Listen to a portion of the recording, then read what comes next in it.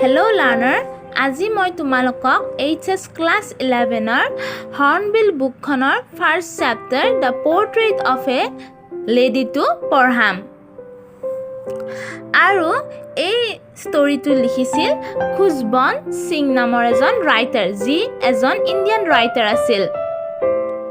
Actually, এই ষ্টৰীটোত ৰাইটাৰে urban life means city lifestyle আৰু rural lifestyle or village lifestyle to describe কৰিছে। ৰাইটাৰে ইয়াত এই দুই প্ৰকাৰৰ জীৱন যাত্ৰাৰ মাজত এটা টোটেল ডিফাৰেন্সিয়েচন মানে পাৰ্থক্যৰ সৃষ্টি কৰিছে। Let's come to the story. So, এই ষ্টৰীটোৰ মেইন টাইটেলটো হ'ল The Portrait of a Lady. Means এগৰাকী মহিলাৰ প্ৰতিচ্ছবি। আৰু ইয়াত ৰাইটাৰে তেওঁৰ নিজৰ আইতাকৰ প্ৰতিচ্ছবি এটা তেওঁৰ লিখনিৰ জৰিয়তে অংকন কৰিবলৈ চেষ্টা কৰিছে। This is his grandmother, Khushwant Singh grandmother.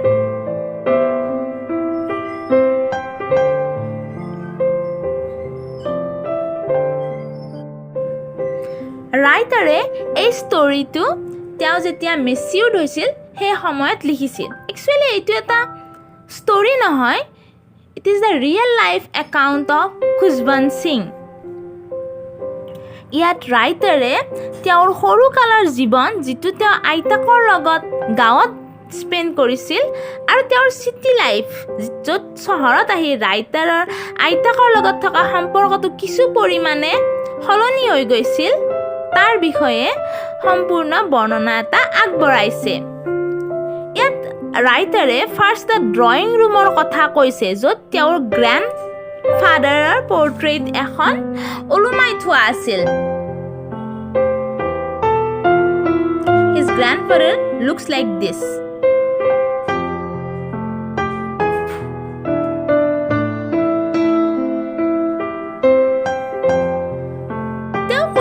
যে তেওঁৰ গ্ৰেণ্ডফাদাৰে এই ফটোখনত এটা হোৱাইট টাৰ্বান মিন্স এটা বগা পাগুৰি আৰু লগতে এযোৰ লুজ ফিটিং ক্লথছ পিন্ধি আছিল। আৰু ৰাইটাৰে কৈছে যে তেওঁ তেওঁৰ ককাকৰ ডেকা কালৰ অৱস্থাটো ইমাজিন কৰিব পৰা নাছিল। তাৰ পিছত তেওঁ আহিছিল তেওঁৰ গ্ৰেণ্ডমাদাৰৰ বৰ্ণনালৈ।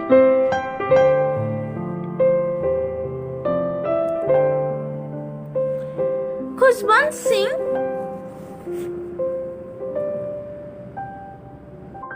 সিঙৰ মতে তেওঁৰ গ্ৰেণ্ডমাদাৰ এগৰাকী বিউটিফুল লেডি আছিল। His grandmother's face has criss-cross wrinkles and ৰাইটাৰে কৈছিল যে she was short, fat and slightly bent. আৰু ৰাইটাৰে কৈছিল যে তেওঁৰ আইতাকে এযোৰ হোৱাইট কাপোৰ পিন্ধিছিল আৰু তেওঁ দেখাটো হোৱাইট আছিল বাট তেওঁৰ বয়স হৈছিল বাবে হালি হালি খোজ কাঢ়িছিল। Because she was an old and a writer compared his grandmother with the winter landscape in the mountain. So his grandmother is like this. And he compared his grandmother with the winter landscape in the mountain. Means যিটো আমাৰ ঠাণ্ডাৰ দিনত বৰফেৰে থকা mountain যিখন থাকে তেওঁৰ আইতাকো তেনেকুৱা ধৰণৰে বগা আছিল। আৰু যেতিয়া ৰাইটাৰৰ মাক দেউতাকে চহৰত লাইফ ছেটেল কৰিবলৈ টাউনলৈ আহিছিল ৰাইটাৰক তেওঁৰ আইতাকৰ লগত ভিলেজত থৈ আহিছিল। আৰু আইতাকে এভৰি মৰ্ণিং তেওঁক টোপনিৰ পৰা জগাই দিছিল।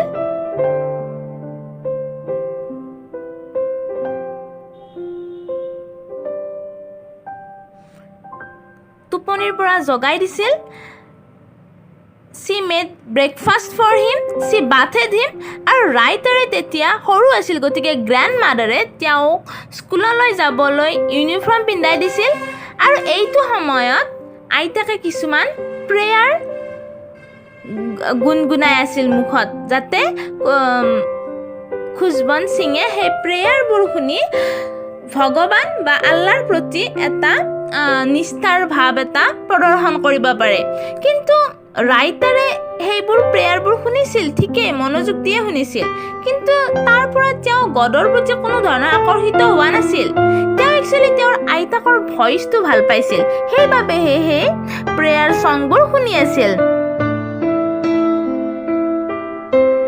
পিছত আইতাকে তেওঁক স্কুলৰ বাবে ফলি, পেঞ্চিল, কিতাপ আদি বেগত ভৰাই নিজেও তেওঁক লৈ স্কুললৈ গুচি গৈছিল।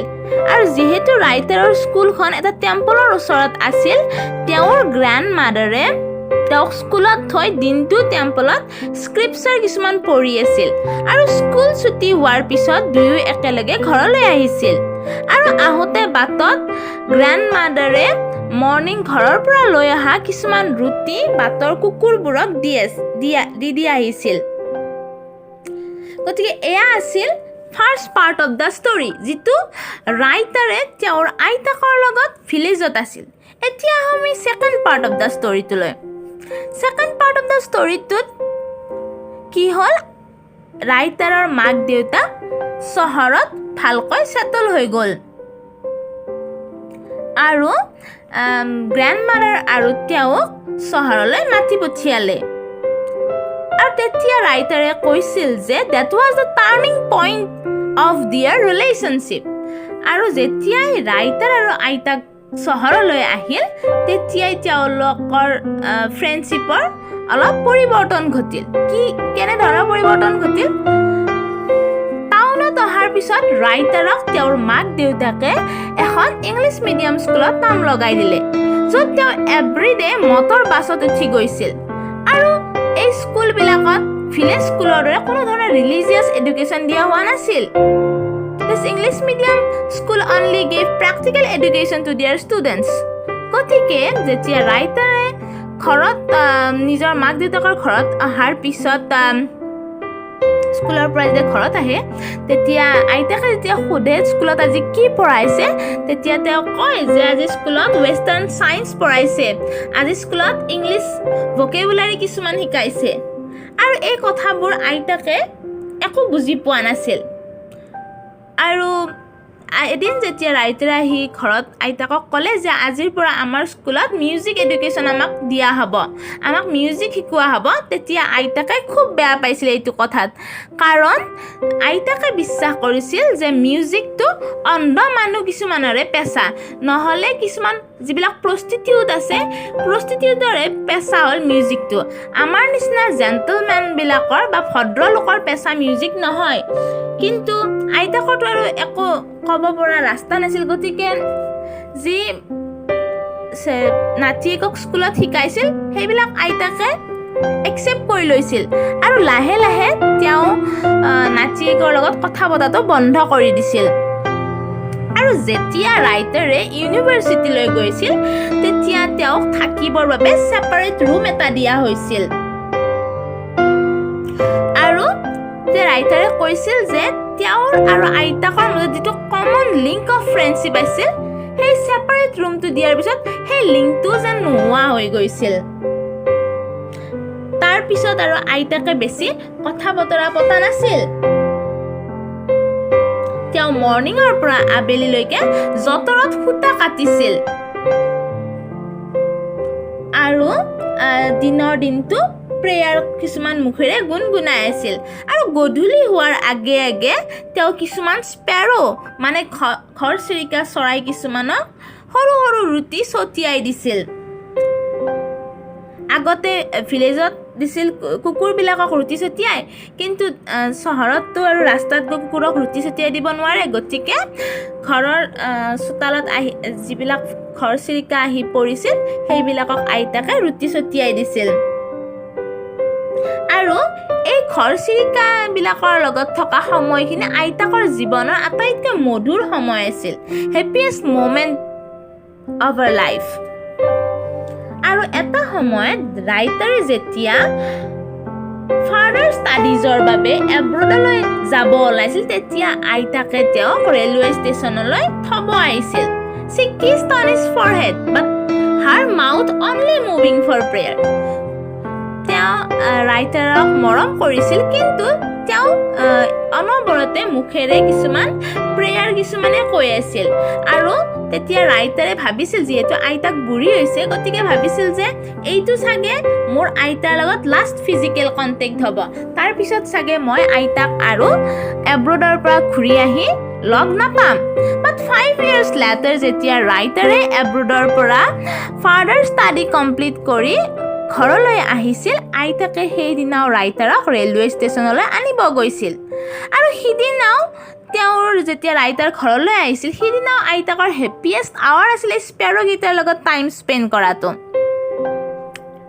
কিন্তু গধূলিলৈ আইতাকৰ চেহেৰাত কিছু মানে পৰিৱৰ্তন কিছুমান আহিব ধৰিছিল সিদিনাখনে প্ৰথমবাৰৰ বাবে আইতাকে প্ৰেয়াৰ কৰা নাছিল আৰু নেইবাৰহুডৰ যিমানবিলাক ওমেন আছে গোটেইখিনিকে মাতি ড্ৰাম বজাই গান গাবলৈ আৰম্ভ কৰিছিল আৰু পিছদিনাখনে ৰাতিপুৱা আইতাকৰ অলপ বেমাৰ হৈছিল যেতিয়া ডক্টৰ আহিছিল তেতিয়া ডক্টৰে কৈছিল যে it was a mild fever but আইতাকে জানিছিল যে তেওঁৰ শেষ সময় আৰু আহি গৈছে গতিকে তেওঁ ৰাইটাৰহঁতৰ লগত কথা বতৰা নপতাকৈ হাতৰ গলত পিন্ধা মালাডালৰ মণিবিলাক গণি গণি প্ৰেয়াৰ কৰিব আৰম্ভ কৰিছিল আৰু এটা সময়ত কি হৈছিল প্ৰেয়াৰ কৰি থাকোঁতে তেওঁৰ হাতৰ পৰা ৰজেৰী বিডছডাল যিডাল মালা আছিল তেওঁ সেই মণিবিলাকত গণি গণি প্ৰেয়াৰ কৰিছিল সেই মালাডাল হাতৰ পৰা সৰি পৰিছিল